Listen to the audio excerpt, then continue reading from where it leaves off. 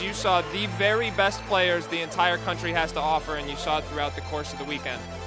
He's growing, he's improving at such a rapid rate. He's going to be a very good player. This guy's a cross between Sean Marion and Lamar Odom. He's a 6'8" lefty, a high-level athlete, but also got a little bit of point-forward skills in him as he can handle and pass the ball extremely well. At this point, they are simply the standard by which everyone else is judged in prep school basketball. He's considering the likes of Michigan, North Carolina, Kentucky, Kansas. All right, welcome back to the Upside Podcast. I'm your host, Adam Finkelstein. And this week's guest is Dr. Scott Brooks, who is the Director of Research at the Global Sports Institute at Arizona State. He's been published in academic journals and quoted by publications including the Wall Street Journal, New York Times, Washington Post, and Slam Magazine. His book, quote, Black Men Can't Shoot, was published in 2009. And he's also consulted for the NFL, Major League Baseball, college basketball, and is a senior fellow at the Wharton Sports Business Initiative and the Yale Urban Ethnography Project. I told you I was going to pronounce that wrong, Dr. Brooks, and I think I did. So we will, but thank you so much for joining us today. I appreciate it. Thanks for having me on, Adam. Just to give some, kind of background on how this came to be. This is we're recording this on a Saturday morning. Tuesday morning, I, like many other people, woke up to a couple of very disturbing headlines. There was incidents in New York in Central Park where a white woman knowingly accused a black man of falsely threatening her life. And then, of course, there was the latest incident of police brutality in Minneapolis, which has since led to, rioting across the country. For me, that was, I'm going to approach this in just how it impacted me initially. My core business is recruiting. I immediately felt, as I have at various points, especially in the last few years, that basketball recruiting wasn't particularly relevant in the grand scheme of things. And I was reluctant to put out social media posts about that. And I wanted to, and I also wanted to avoid, as you and I discussed when we first got on the phone, I also wanted to avoid the check the box one social media post to show that quite frankly, that I'm a woke white male, and then move on with my day. I wanted to try and do something, increase the conversation, do something a little bit more meaningful. And so I began what ended up being multiple days of research. And I was referred to you by friends and people in the coaching industry as a thought leader and someone who has studied these issues, both the macro level and the micro level specific to basketball. So we spoke for the first time just a couple days ago, and you were gracious enough to come on and have this conversation with me. And I should tell you now, my hope is that this is the beginning of a new kind of mini series, if you will, within this podcast, where we're going to explore, issues of race and specific to basketball. Basketball is a prism with which, I experience a lot of my world. So I know that's a long-winded way of explaining how we got here, but I did want people to know that you were gracious enough to do this without knowing me personally. So I really do appreciate that. Yeah, no problem. I think that these are very important conversations. I applaud you for wanting to embrace the moment and to use your platform to speak about it. I think it's very important that we do so. Well, I mean, let's get right into it, if you will, because since we last spoke, again, we're recording this on a Saturday morning. I woke up and was prepared to do a couple of hours of research for this podcast, and instead just really fixated on the news and the riots that are now in major cities across the country. Atlanta was really bad last night. Listening to the Atlanta mayor this morning, I thought was really, really powerful. Her words. What I think, let me take this angle to start. I think that there needs to be education and awareness for white people in particular about what, we hear the word systemic racism or institutionalized racism, and I think people don't really understand the history behind that and what that really means. And so I was wondering if we could start by you providing some context for people who may be well-intentioned people, just don't have the education necessary to really understand what that entails. Yeah, I'm going to start with making a quick plug for a fellow academic, and that's Ibram Kendi X. He has a book out now, How to Be an Anti-Racist. Oh, okay. And in there, with each chapter, he goes through and he gives you definitions. And I think that it's a very good place to start. I would tell you it's not just something that should be done by white people. It's something that as Americans, we all need to really be educated on this. And what we're really talking about, and I love the way that he puts it, it's looking at race or understanding race as power first and foremost, right? So that we're in a country with all these different people of different races, ethnicities, of course, sex, sexuality, and the like. And in this context, there's power that's operating underneath, and it is largely invisible for most folks unless you feel it work against you. And so if we're talking about patriarchy, this is how women feel power working against them. We see it in the pay inequity. When you're looking at sports, you can see, there are WNBA players who are not going to make the money that these newly minted high school graduating seniors are going to make in the G League, right? So we can see pay inequity there. If we're talking about racism, we're looking at the differences in power with whites and then the rest of the different races and ethnicities. And so if we start with power, and that's really what we're talking about with systemic and institutionalized racism, then you get how this operates. And I think what confuses people is we often talk about intent. We often individualize this as opposed to really looking at how this thing is maintained and continues without any hands on it. And so we feel powerless. And often what happens when we feel powerless is at a certain point we become defensive. So we start to ask these questions like, am I a racist? Which really isn't the point if you're the person that is feeling the power work against you. And so systemic racism, institutionalized racism is looking at how power is operating at the higher levels within large organizations, within school, education, within governmental policy, that regardless of the intents of individuals, it has different impacts. And that's the thing. You can have the best of intentions, but the impact can be different based upon where people fit in the power structure.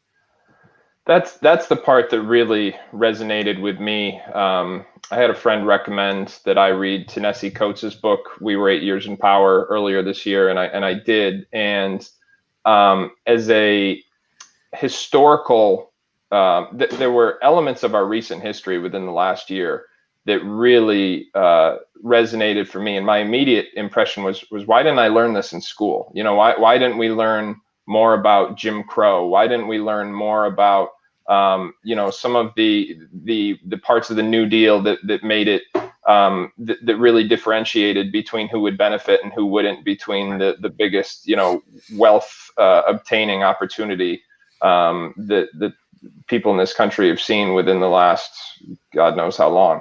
And when you see those facts that are facts, it really opened, and that's, I'm sure, just the tip of the iceberg. I'm by no means an expert, but it really opened my eyes to say, well, geez, this is, the cause and effect becomes very direct, and the line becomes very effect. So it has certainly changed how I view those terms now, or maybe how I understand those terms is a better thing. And I think that it's just become such an important thing for more people to be able to educate themselves on. So I appreciate the reference. I always do ask about books. So that was, so I appreciate the reference there. I don't, there's so many different things going on in the world right now, but I do want this to bring it back to the basketball world and to which I know is a particular passion of yours. One thing I wanted to mention, and we've seen more people in the basketball world speak out in the last 48 hours or so, but there's been a variety of social media posts.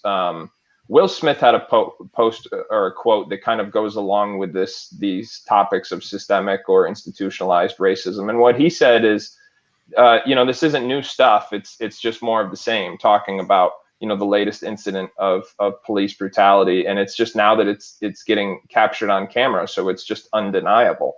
Right. And that to me is a theme that I was wondering if you could speak on, and especially when someone like Will Smith says it, someone who is going to appeal to people from all sorts of ethnicities, genders, races, ages, whatever. So I was wondering if you could speak on that before we kind of narrow down our focus a little bit.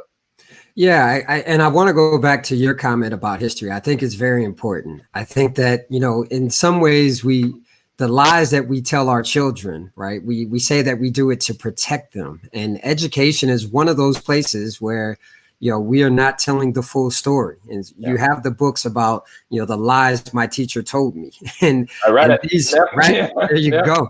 Yep. And these are very important things, because we are pretending as though history is benign, as though it's innocuous to say some of these things. And it really isn't, right? It's about who is it benign for? Who does it help?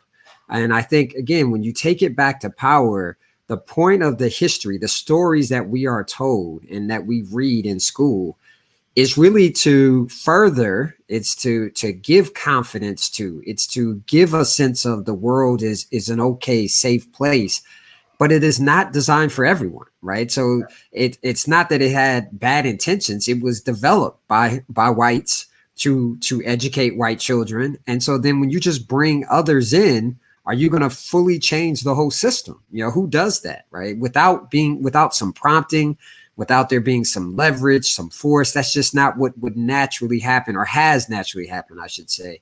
And so history is a very important thing. And what Will is referring to, right? We can go all the way back, whether we're looking at anti-fugitive laws. So this is about laws that when slaves were to run away, right, they have no rights of their own, their property. And so do whatever you must in order to get them back, right, to restore the social order of them as labor, of them being property, them being commodified.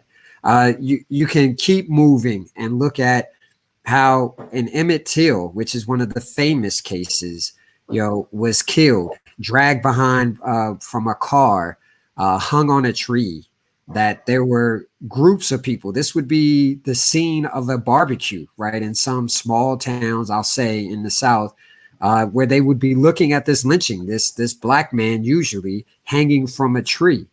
And so we have a history of lynching. Ida B. Wells, one of my heroes, she wrote books on this. She went around the world to talk about this as an issue in the early 1900s. And yet, America still hasn't really dealt with it. And this is Cornel West was on with Anderson Cooper last night, and he referred to this lynching, and it's a strong word, right? It seems, right? And that's really, if you're being defensive about it, it's not a strong word when you're on the other side of it and you look at this as actual death.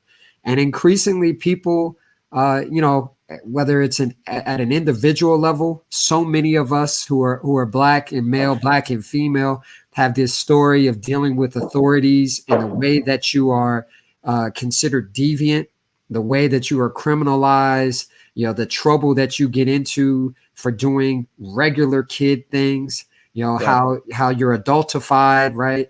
And so what Will Smith is really referring to is this, how the systemic racism continues, and it happens in these sanctioned forms of violence, whether it's direct violence in shootings, whether it's criminalization and what we see in the harsher sentencing for the same amounts of crimes.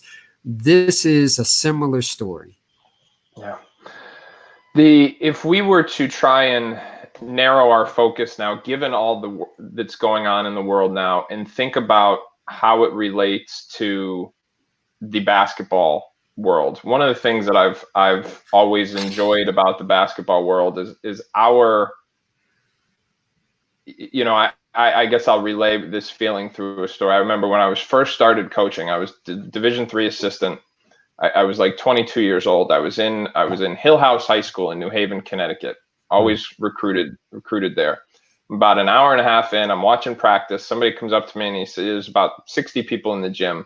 Somebody comes up to me and says, you're the only white dude in here? And I looked around and I said, I didn't realize that. I said, I know we got players here. But again, the context with which people in the basketball world experience things is somewhat different, not totally different, because obviously there's all kinds of disproportionate things with coaching hires and stuff like that. But in many ways, what I enjoy about the basketball world is I think there are lessons to learn that the rest of the world could or the rest of the country could perhaps benefit from. Your work has been very directly tied to basketball. And so it seems like there's a connection that you identify with as well, with these issues you study and the game of basketball. And I'm not crafting my questions very eloquently today, but could you speak to that theme that seems to exist in your work as well? Yeah, I'll tell you, we continue to look to sport to lead us, particularly in social issues. And I think that it is an accurate statement to say that sports really do help shed light on some of the issues, some of our social ills, that athletes are very powerful proponents, and that they can push the debates and the conversations forward. But I also think that we have relied too much and become soft in our thinking that sport actually does or gets us out of, doesn't replicate society. It actually does. And historically, so one of the things that I love to shed this light on with students. So I'm also a sociology professor. For 15 years, I've been teaching sociology of sport, of course, as well as just intro to sociology. And I ask my students about the dominance of Black men and Black women more as well, but the dominance of Blacks in basketball. And I often couch it in, the so-called dominance of Blacks in sport in general. And what you find is that while we're seen as being dominant and naturally athletically superior, when you look across college sports and at most big time schools, you're talking about 19 to 20 sports, right, within one university. Blacks are really only in 3 sports. And so this perception is pretty skewed, right? We're in basketball, we're in football, we're in track and field. Outside of that, you're not going to see us disproportionately represented.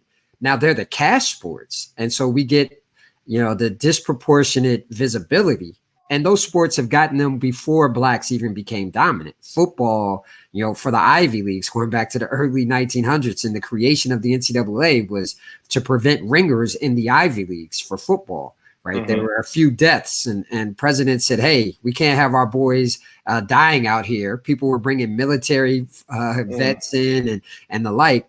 Well, I ask about basketball, and I say, you all may not realize this, but Blacks weren't even allowed to play in the NBA until 1950.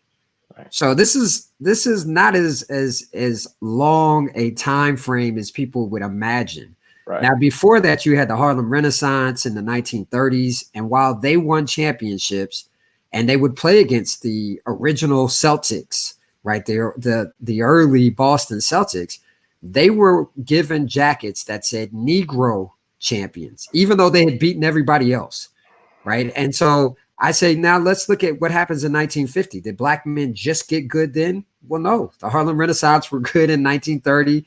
Basketball swept from Massachusetts, and Naismith brought it in through the YMCAs. It sweeps down through the East Coast. So in places like Philadelphia, the Christian Street Y, You had blacks playing basketball in the late 1800s, 1890s, but we were not allowed to play. And that again gets us back to power. There was access. And what happened, literally, the story goes that the owner of the Fort Wayne Pistons going into the 1950 season said, I need one of those. And up until that point, you had Abe Saperstein and the Globetrotters really had cornered the market. They got to take the black players while the NBA, the NBA was still had these gentlemen's agreements to exclude them. And so power has always been a part of it. Now, my old head, the great legendary Claude Gross of Philadelphia, passed away just a few years back, but everyone in Philly knows of Claude Gross. Claude Gross played on teams in the 1950s, and he talked about being a ringer in Jewish industrial leagues and playing under rules where he was told you are not to shoot too much, right? Your job is to rebound, to play defense. Now, he talked about getting to take a shot every 5 trips down.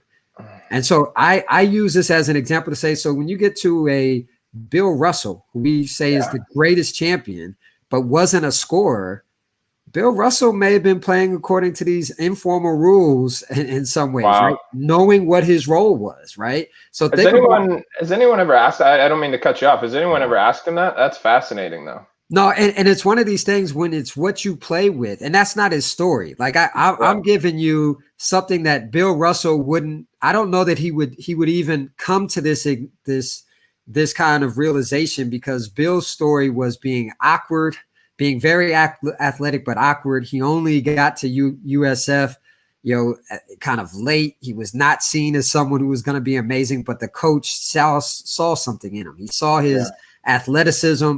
But Bill did what he needed to do to get recognized. And at that moment, it was developing the offense and whatnot. That might take more time. And he thrived on being that underdog. And so that, so there's personality pieces in there as well. But what I'm saying is, in these informal kind of ways that sports operated, power is operating just like we see in society. And so, the example for me, as we narrow it down, is I look at Kobe Bryant's 81-point game. And what I say to folks is it's an example of team collective action and how power works. And the NBA, you can see it all the way down to the youth level. But when you put the NBA in focus, you get a Kobe Bryant who, in the year that he scores those 81 points, in 2006, he is the highest paid player on their team, one of the highest paid in the league. He's the leading scorer in the league. So everyone who comes to the Lakers knows that the ball has to go to Kobe Bryant. The 81-point game where he takes 46 shots but only had 6 rebounds, right? So you think about it. 6 rebounds isn't bad. It's not. But 46 shots tells you that 40 of them were came from others' assists. So how does that happen? As a sociologist, I literally say, don't look at Kobe Bryant, look at everybody else, and you'll see how the power is operating. When you play with a ball hog, what you're seeing is they're going to monopolize the ball, and we can get upset. When we think we have equal power, we're on equal footing, we get upset. When you're playing with a star and the acknowledgement of a star, we let a star be a star, Adam, right? We defer to them. When we could shoot, we don't shoot. We pass the ball to them, right? So a Chris Mim is passing the ball. A Smush Parker actually ball hogged a little bit, but a Devin George passes the ball, right? So you get how power is operating, and it's enforced by your coaches. It's also enforced by the public, right? Everyone cheers. Coaches who also make less money than the star player do. Right. And so when I strip it down, I'm talking about how we see power operating. At the younger ages, you know who the star is too. You know who the stud is. And you get sanctioned, right? You take a shot and you weren't expected to take a shot. People are throwing their hands up. They're looking at you crazy. Coach might sub you out, may yell at you. You don't get to go back in the game. All of these are the consequences by not going along with the social order. We're going with the hierarchy. Okay, so now I've got to ask about that from a coach's perspective, from someone who coached prep school basketball for 8 years, and who was and this isn't if I'm going down a little bit of a rabbit hole here, but there was, I view shot selection as an element of the game that is undercoached right now, especially at the youth levels, because coaches are so interested in appeasing these kids so they can ultimately keep them, that they don't want to, they don't want to really tell them things they don't want to hear, whether it's shot selection or play harder or whatever. They don't really want to hold them accountable. And I think shot selection is a great example of that, even at the college level, quite frankly. How does that relate to what you're talking about? So, and you and I have a similar, I coach probably off and on for 20 years now. And I wasn't at a prep school. I've coached mainly at public schools in California, as well as coached in the Sunny Hill League and in Philadelphia off and on for 9 years. But when you're dealing with the elite, where you've got enough players who need to eat. When you're dealing with a public high school and you don't have those star players, those studs like that, you really, yes, you're still trying to make the kids feel good. You feel like that's your job, but it's a more strict hierarchy. My oldest son played with Michael Porter Jr. In Missouri. I was at the University of Missouri prior to being at Arizona State University. And you can see the hierarchy, even though, their team won the state championship, but a Michael Porter is a Michael Porter. Kids didn't feel like, there was our point guard on that team, Isaiah, I'm blanking on his last name. It might be Wilson, but Isaiah was a great point guard, could have shot more, but he deferred. And that's why I'm saying it's the deferring that happens. And while, yes, when you're trying to appease them, you will still talk about it. And I completely agree that shot selection is not something that is as, policed as it used to be or as enforced. My old head, Claude Gross, he was all about enforcing the shot selection and the hierarchy. But you still see that when it comes down to the end of the game, who's taking that shot? Yeah. Right. You still get to see how coaches are deciding not only who's starting, but who do they go with at the end of the game? Well, The Last Dance, Scottie Pippen says, I'm out. Who coach is taking the shot? I'm out. That's right.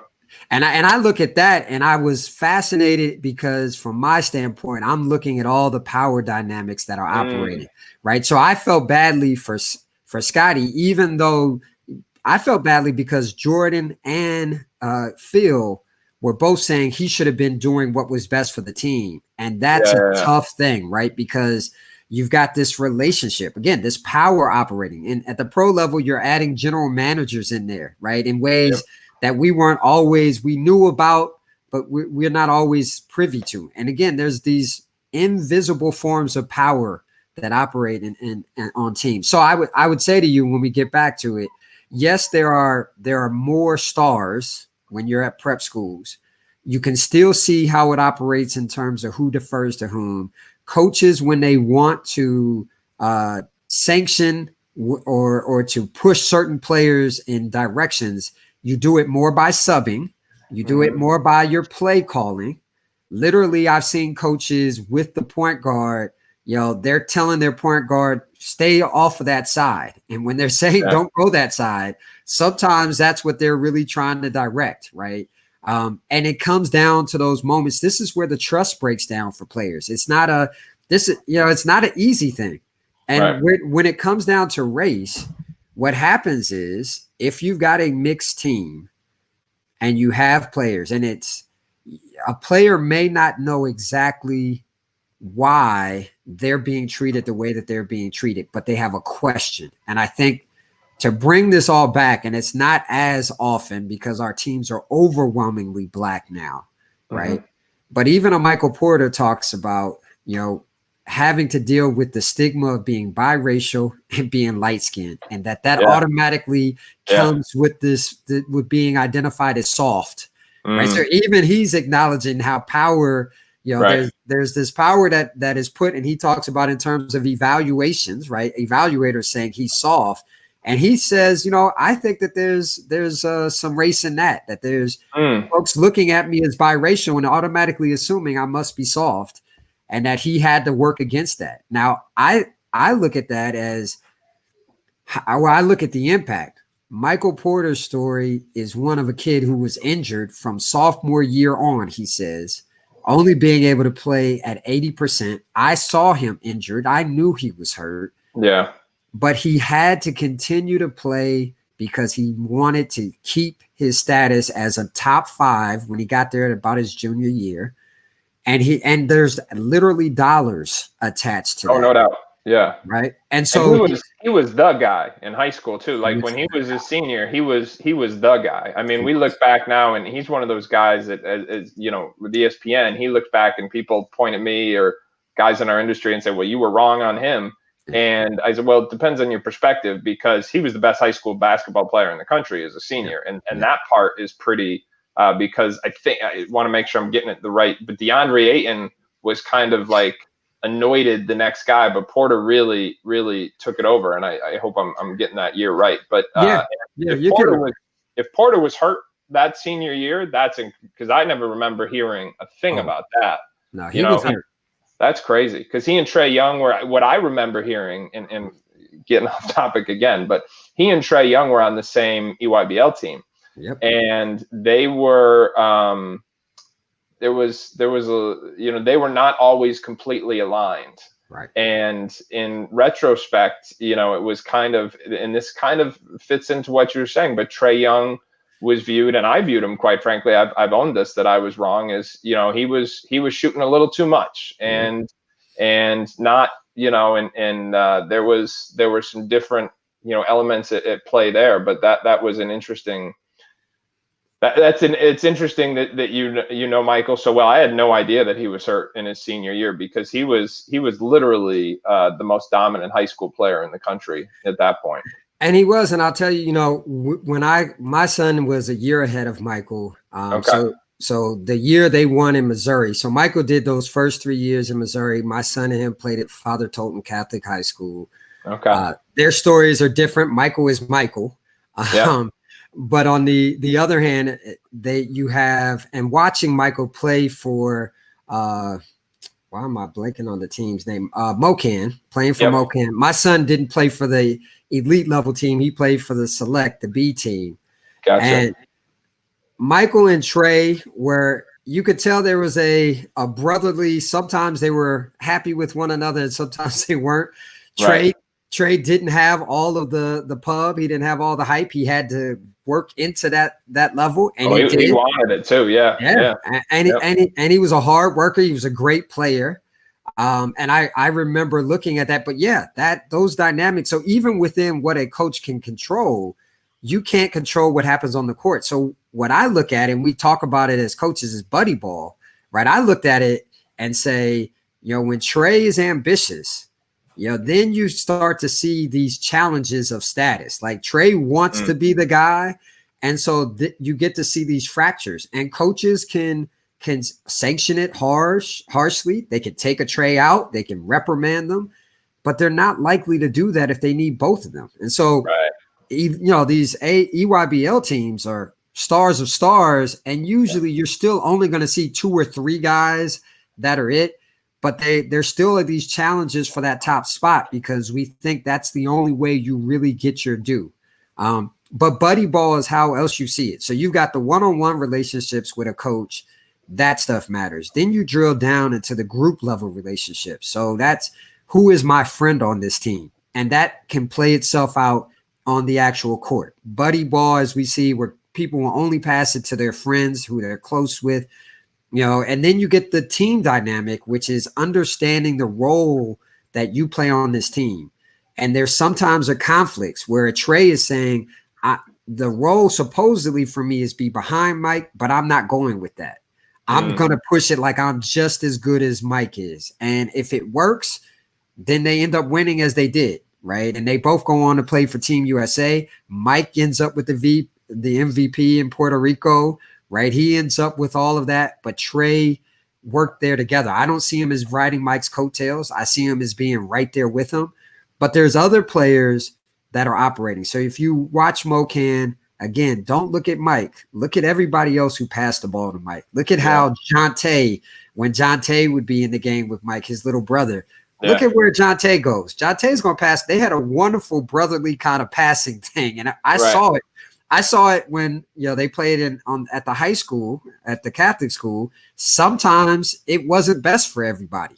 You look and you go, why is it that you only pass it to each other? But they're used to that, right? There's a chemistry, we call it, but it can hurt other players. And so when coaches and when there's race involved in mixed race teams, you can see it play out in those levels. Seniors only passing the ball to other seniors because they didn't want Michael to be a star before he was. Michael was the man as a freshman, as he should have been.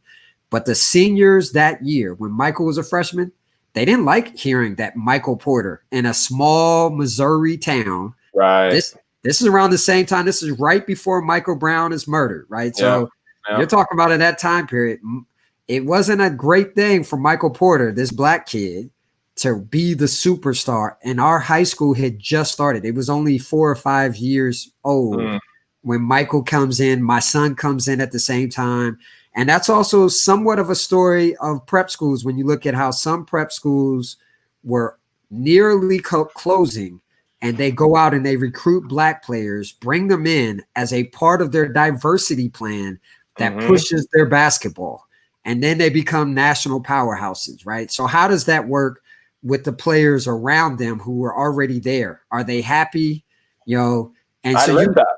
Yeah, I'll bet. I mean, at a, not to the same extent. I mean, there are schools that that did exactly what you're talking about as a means to stay open from a marketing perspective. And these studies have been. I mean, South Kent is the one that jumps to mind. Yep. Is they brought in that school is going out of business. Yep. And there have been articles where they owned this and said from a fiscal perspective, we were in trouble, and we used basketball as a marketing arm. And I'll tell you how those kids responded, because they weren't even on the team anymore. Right. So it was like, all right, so here's, these kids are on the varsity team, but now we've got a prep team, which really means the varsity team's not the varsity team anymore. But so that kind of, I want to kind of follow this line of thinking a little bit. So as a sociologist, what can coaches and parents do if we try and connect this all? We've talked about, these power structures that are at play, but in modern times, with what's going on in the world right now, what can coaches and parents, what can they do? Yeah. Well, I think it's a great question. I think that the challenge is that everyone is searching for a hoop dream, right? And they're looking at it at multiple levels. Some people are realistic, they think, and saying, I know my kid's not a Michael Porter Jr., so I'm not looking to get a D1 scholarship to Duke, North Carolina, to any of these big schools. I'm happy if I get a D2 school, and yet their kid may not be there, right? So but I think that the challenge is the next completely rational parent I meet will be my first. I'll just say that. Right. I'll just say that. That's absolutely right. So I want to start with the coaches. I think the real room is there for the coaches. I think that what often happens is everything trickles down. So what's going on at the college level trickles down, and where we have coaches. And I don't want to do a broad stroke. I'm a part of a great coaching network, a Zoom call that meets twice a week. This is with mostly college coaches. We've got some pro coaches. We've got some high school coaches. Is that on Sundays and Thursdays by any chance? Sunday, you got it. Sundays and Thursdays. I think I'm supposed to present on that one of these. I look forward to having you on there. It's a great call. And again, I still consider myself a coach. But I tell you, we have to really be careful when we are considering or thinking about kids. We commodify them as they get commodified at the highest levels. And we lose the sense. Some of us lose the sense. We get so caught up in this idea of winning and professionalization. I think all of us want to win, but it's the professionalization that we give. One of the things I started to do as a freshman coach was I got rid of starting lineups. I said, none of you all should be entitled to being a starter. I mean, you're a freshman. If you were special, you would already be on varsity. So let's take that off the table. You're not that special. You're okay. This is great. Yeah. You're a high school basketball player, a freshman high school basketball player. So I got rid of that because that entitlement came with some negatives, right? Mhm. My best players or the starters stopped running hard in sprints. They started to feel themselves again, Yeah. even though they weren't that special. So I started Right. to make sprints. Okay, here's how we're going to determine starting lineups. Then I stopped telling them which sprint was going to determine it, because they would only run hard when they heard that was the sprint. And I think that we need to stop treating these high schoolers like they're pros. Now, there are the pros. There are those guys. You got to give them, their proper due.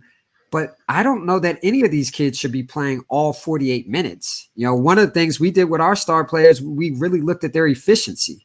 And so I remember saying to our star, and again, he ended up, he could have gone low D1, but we didn't have any superstars in Riverside, California at the time. Yeah. We played against a Kawhi. I coached against a Kawhi. We got destroyed by that team, probably by 50 or 60. I mean, we didn't have that kind of star player. Played against Michael Snare, who we knocked off. Michael Snare and Kyle Fuller, who ended up going to Vanderbilt. And we got a big win. I coached with one of my best friends, an amazing coach, national NFHS high school coach of the year this past year on the girls' side, Mike Mitchell, on Modern Day's first undefeated team. I mean, he's an amazing coach. And so with Mike, we talked to our star player, and I said, Drew, I think we would get the same amount of production with 5 less minutes. I don't think you're in shape, and hey, you're a young guy. Maybe this is too much for you. We're going to take some minutes off of you. And we did that early enough that when we knew we had to play him more in the playoffs, we had more of him. And he also saw he couldn't pace himself. I think the real problem with the AAU and the amount of games they play is that the best players learn to pace themselves rather than playing hard the whole time, because so much is expected of them. They're considered professionals. So I would say to coaches, remember their kids. Let's remember that. Let's look at what they're able to give us. Let's really try to watch their development. Let's think about this developmentally. Are they ready for all of this? Can they handle it mentally, physically? So that would be a start. When we're talking about race, I think we have to have these conversations. Because I was around the Porter family during that time, just being a father then, I got to see these big time coaches come in. And I remember having a conversation with Bill Self in 2015, right before the Missouri football team went on protest. But the Michael Brown incident had already happened. Things were heating up in our Missouri, Kansas area. And Bill Self, we just got to have a real conversation. He's a great guy to speak with one-on-one. And he said, Professor, I just pulled my guys in and said, hey, how are you feeling about this? What's going on?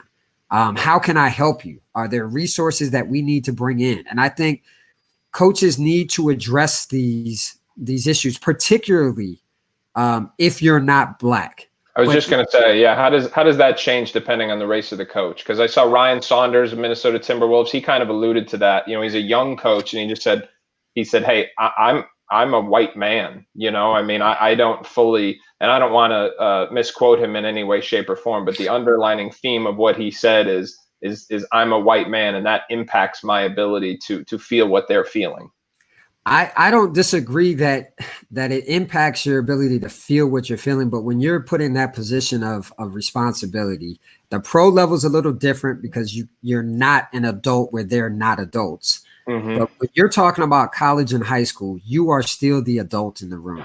And I think that I would want I want coaches to you're people of influence, and people value what it is you say, right? When you're a coach, in the best case scenario, this is going to be a long-term relationship. They are going to still look to you. So I don't want coaches to feel like you can't speak to them because you're not of their race. I want you to speak with them. I want you to. What would you want them to say if it was your son, or if a coach asked you, if on that Zoom call on Thursday, coach has said, hey, Dr. Brooks, what should we say to our team? How would you guide them? I would say the first thing is to ask how they're feeling, and you really want to listen, and you don't want to intervene too much. You just want to create the space for understanding, hearing what it is that they have to say.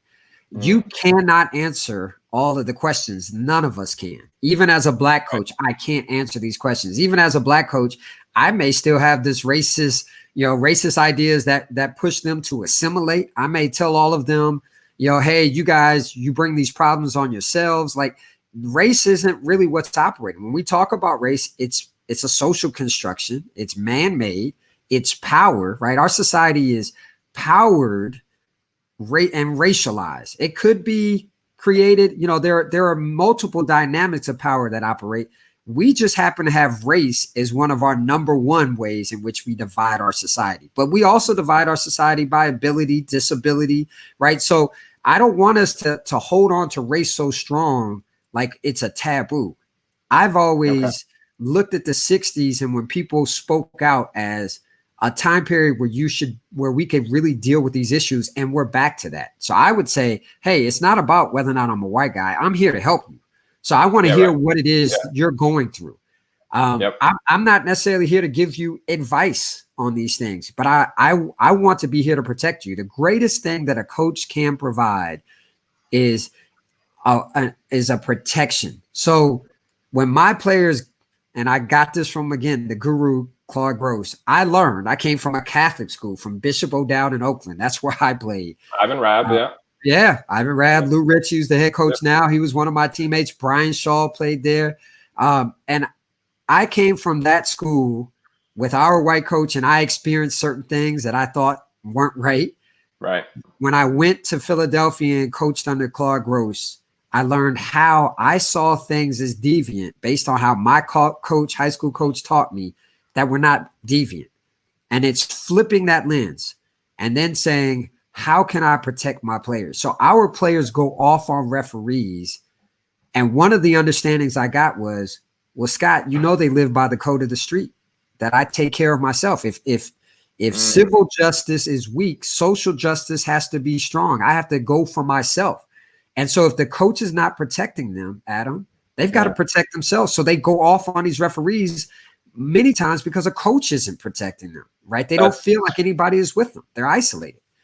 That's really, I've never thought about, from a coach's perspective, interacting with officials from that perspective. That's really interesting. And I had to learn that piece. One of the other findings that on the new book I'm working on, which is all about this power and these dynamics, this Kobe example is one of the pieces I'm working on. And is it? I want to cite. Is it race ball? Is that the? That's one of the frameworks, but that's actually another project. So the danger of being a researcher is that you end up with 5 different books that you're working on all at the same time, or projects.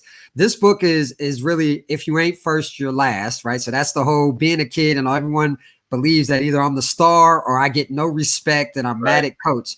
It's really answering the question about playing time. And I'm looking at these dynamics to say, when parents really think that it's about playing time, and they'll tell you it's playing time, if their kid is that middle, not the best or worst, they're probably playing. It's not really about whether or not they get to play. It's about how much they get to play and what they get to do when they get to play. What you want is freedom. Everyone wants to be the star. Yeah. And so when I'm looking at this, one of the findings that came out is, when I'm praising Adam, I'm not praising Christian. And from a player's standpoint, if I think that I should be getting praise, I feel disrespected.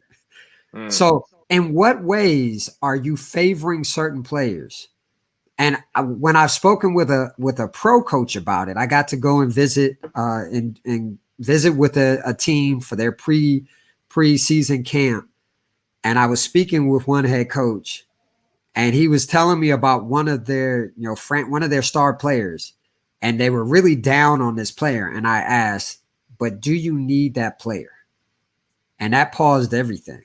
And I said, see, because if you need them, then this really making them seem like they're deviant and they're the worst person and they're not, that's not going to help you.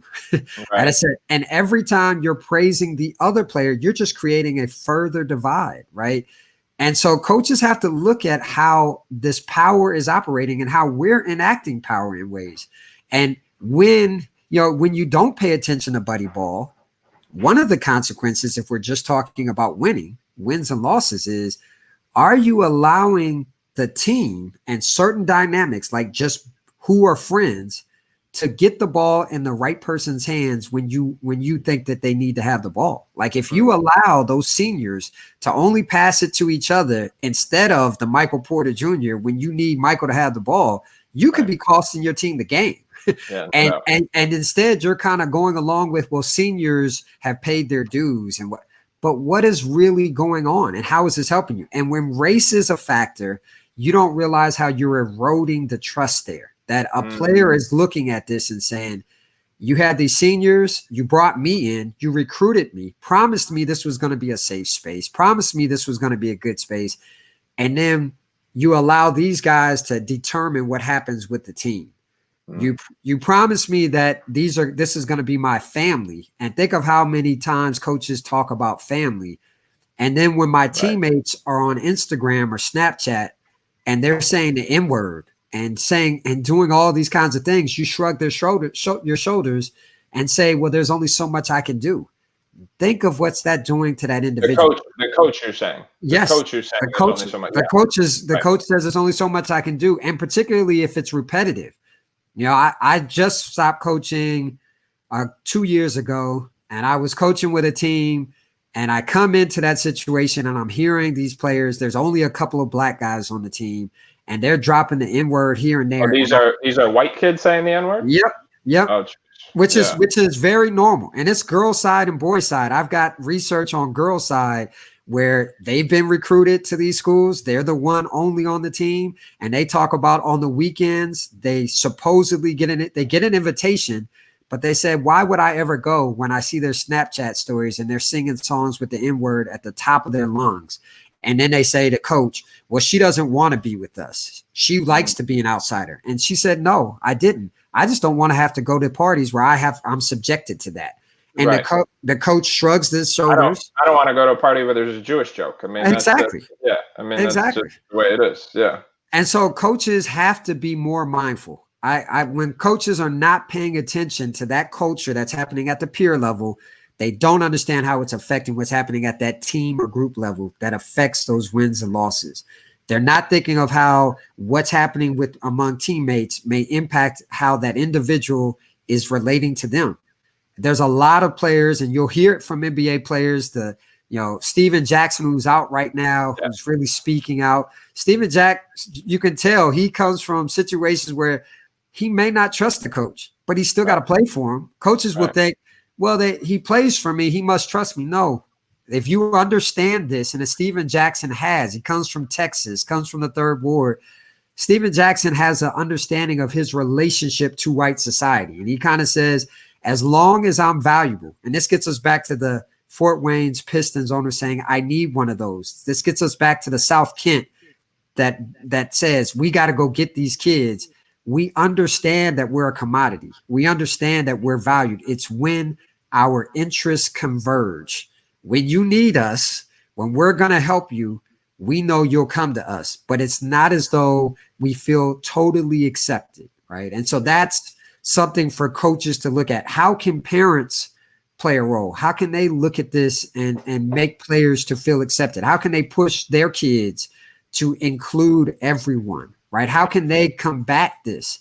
And this is not a white or a black thing. It's definitely systemic, but we're all in this together. I'm socialized just as you're socialized in American society, grew up with cartoons that when I look at now, I can see the racism very clearly. But as a kid, I just soaked it up. You watch Nickelodeon shows and when my kids were growing up and I would see the one black kid who was always awkward, a little bit on the outside. These are things that you just accept. It takes a re-education, as you talked about, learning new history to realize that, I need to combat these ideas, but that takes a lot of work. What else do athletes of color face or have to deal with that we're not thinking about or talking about? So one of the examples you'll see is how they have to deal with their teammates' parents. So when you sit in the stands and you watch a team that has one great player of color, you can see sometimes, like in the best case scenario, everyone is for the team.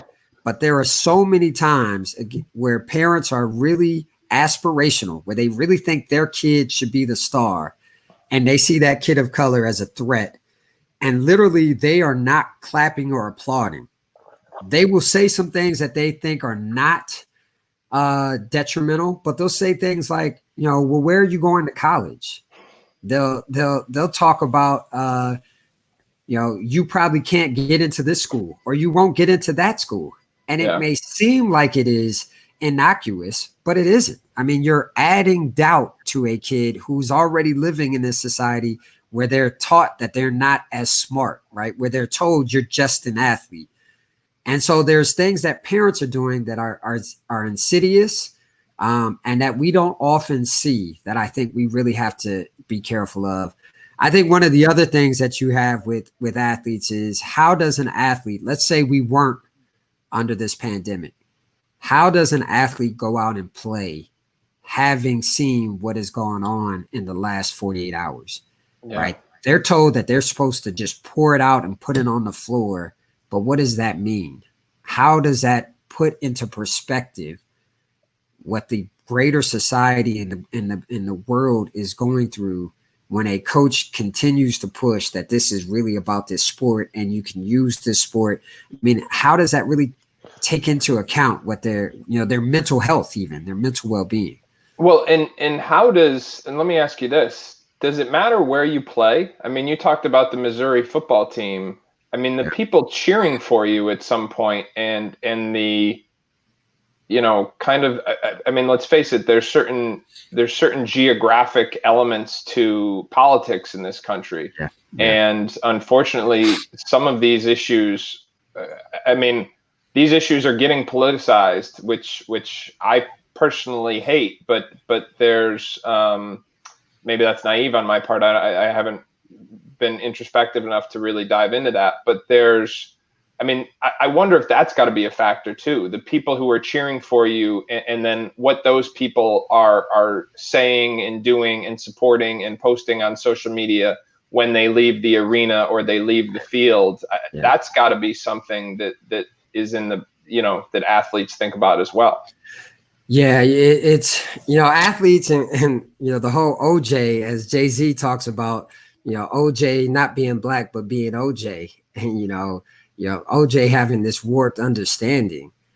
You can get to where players can really believe in their own celebrity and think that they're beyond all of these issues. And then, you get back to, but when things are down, how they respond to you. And I think across the board, coaches are familiar with that. Like, it doesn't matter what race. We've experienced this where we get these people who are fair weather, but it happens at a different level with race because, burning a LeBron James in effigy when he leaves Cleveland is a lynch mob. It looks so much like a lynch mob, right? I don't remember a whole lot. I'm not one of those who has I remember where I was when, and I don't remember it that way, but the image of them burning LeBron James, like they're having a doll, just the burning of the jersey. I just really thought that had crossed the line, that was too much, and I think that's what we see, that sports on one end, it brings all these people together.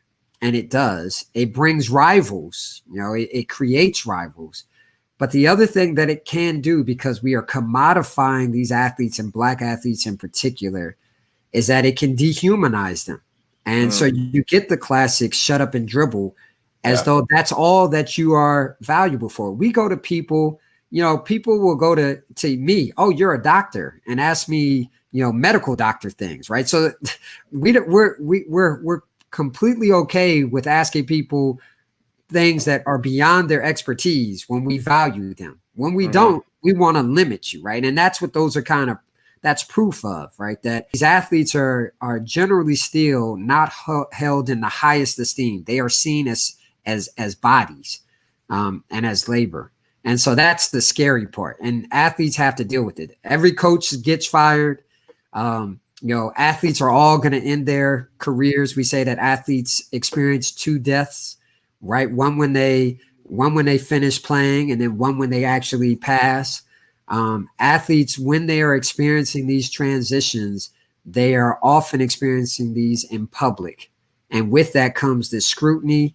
We leave the power invisible. We don't go and look at the owners and the general managers and all of those dynamics, like the Scottie Pippen. Scottie Pippen got blamed when here he was struggling with dealing with the management that didn't seem to appreciate him. Right. And if they did, they didn't find ways to communicate to Scottie, hey, Tony Kukoc is not a replacement.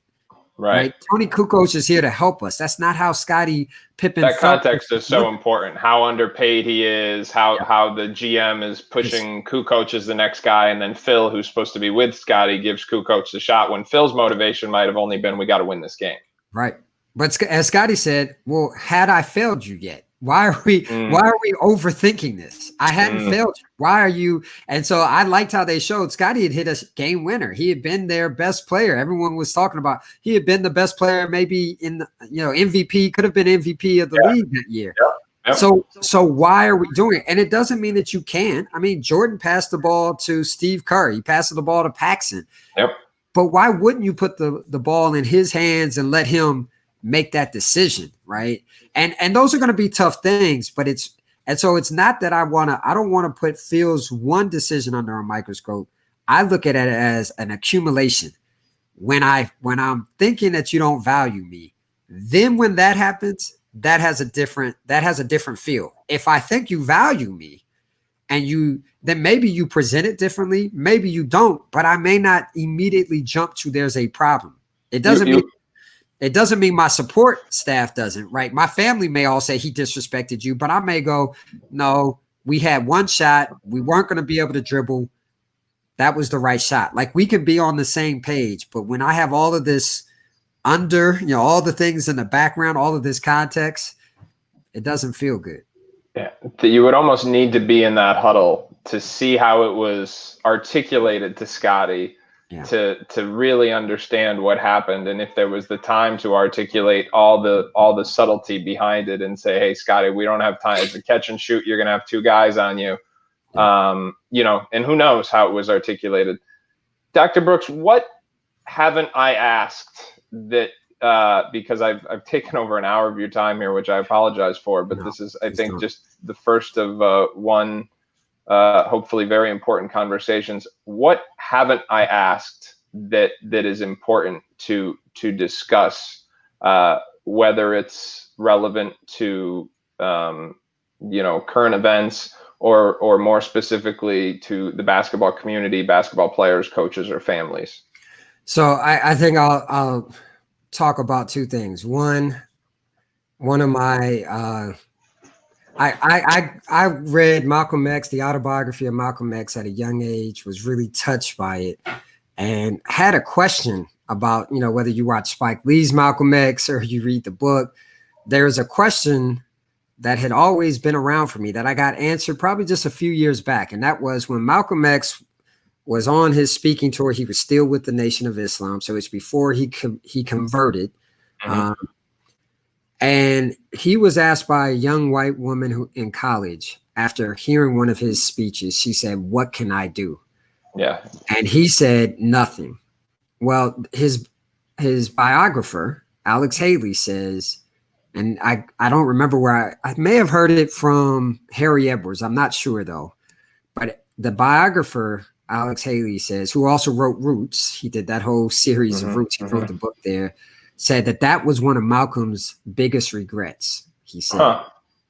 And for me, that speaks volumes, because when we look at what needs to be done, what Malcolm regretted was that he hadn't figured out a role for us as a group of people, Black, white, Latino, Asian, Native, for us to all come together to share in recreating, to fixing this problem. Now, undoubtedly, this problem, which generally looks like it's a Black problem, we feel the brunt of it, but it really is a white issue.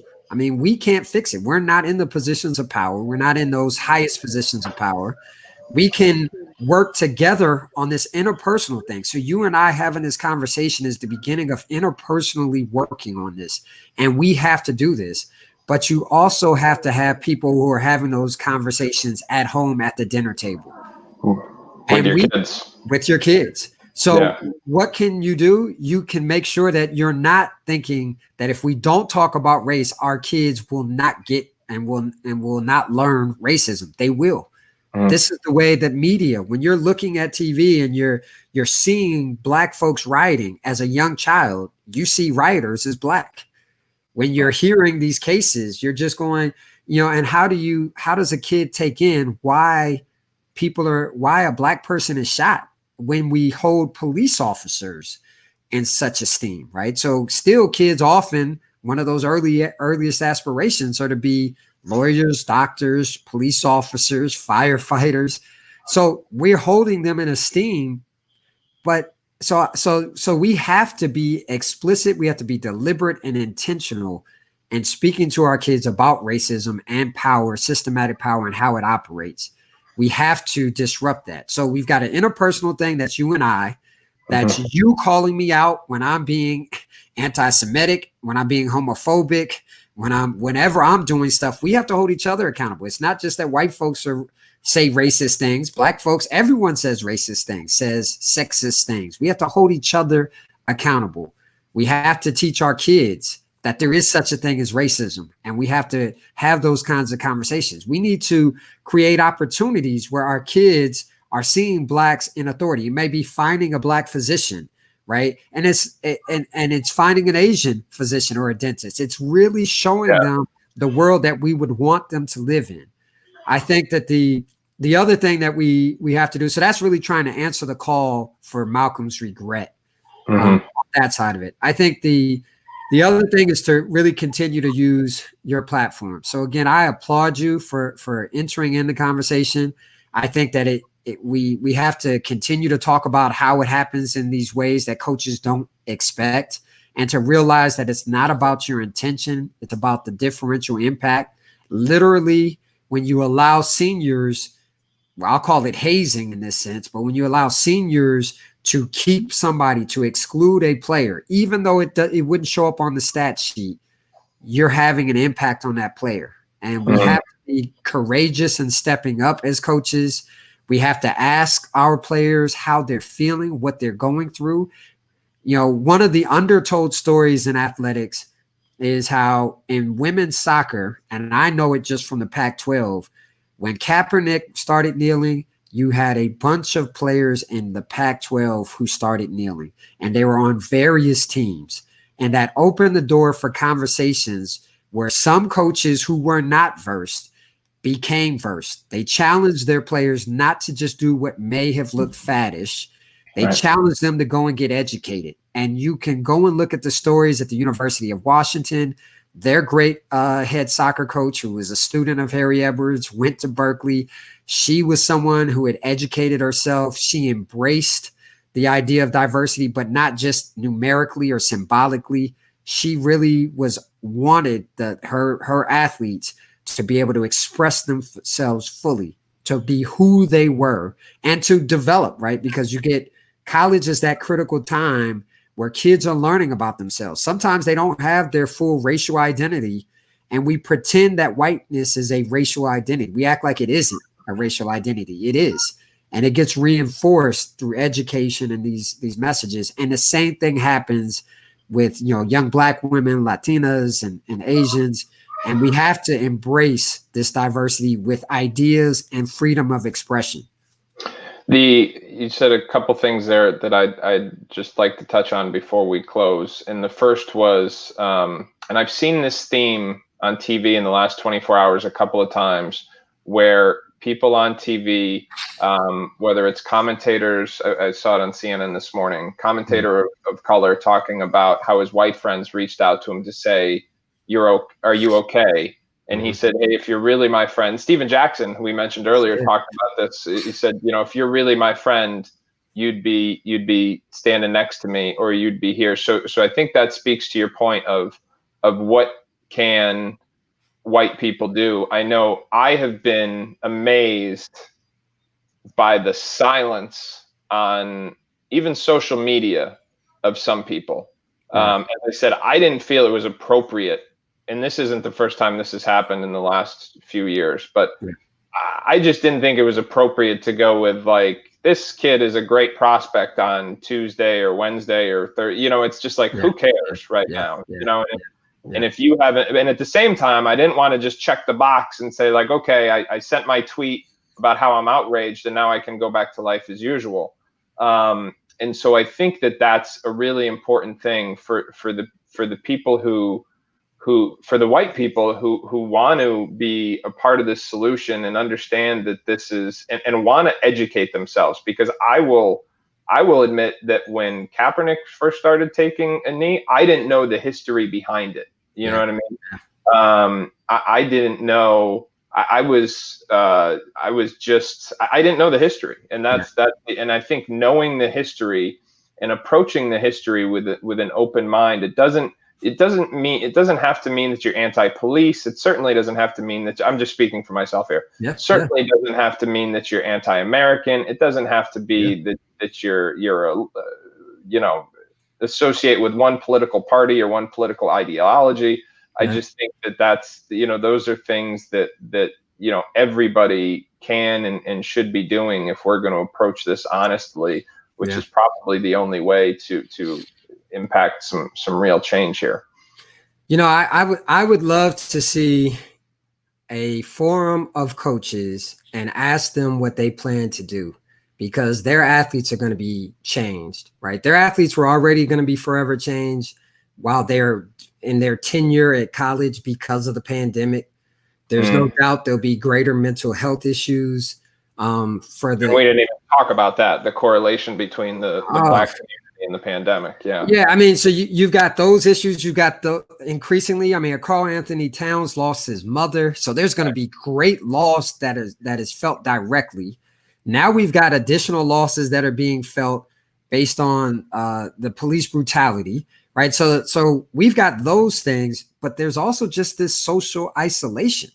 And I've been saying to folks, to not be able to play sports when sports has motivated some individuals to do so many things that they wouldn't do otherwise. It motivates some to get up every morning and go train extra hours. What else would they be doing this for, right? It motivates them to take schoolwork more seriously because they realize they need their schoolwork in order to continue to play. Like, it does all of these things. It's a great motivator, and they don't have it. So how are they now feeling about themselves? Sport has been it's a way of validating who they are. It gets them recognition. This is a part of Maslow's hierarchy of needs, right? The ego and the social, and they're not getting this. So they're going to come back different. It's not just they'll be rusty physically from not having played.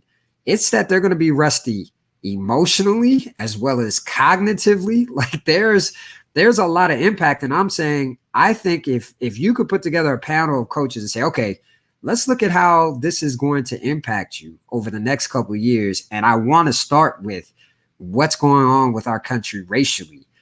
I would be interested to see. I think there's going to be a lot of coaches that don't have any response for it. And when they would get back to business, they would probably just say, hey guys, suck it up. We got it. Or that's kind of the worst case. The medium might be, let's use it, not knowing how someone might use it, right? I think coaches really need to take this time to educate themselves, to really check in, get a sense of what's going on, and be active, right, as anti-racist. Well, I think that is the perfect place to leave this. I can tell you that what I'm hoping the next episode of this podcast will be kind of just that on a smaller scale. A couple of coaches who played together, coached together, so we can continue to have these discussions. As I said, I monopolized your time this morning. I do apologize for it, but I hope that my goal in all this is that the perspective will just help to bring some awareness to people and some understanding. So I thank you very much for your time and your wisdom. I appreciate it, Adam. I hope that this is the beginning of a good, long friendship, and I'd love to come back anytime. All right. Thanks so much. And again, Dr. Scott Brooks, who continues to do great work at the Global Sports Institute at Arizona State. Dr. Brooks, thank you again. Thank you, Adam.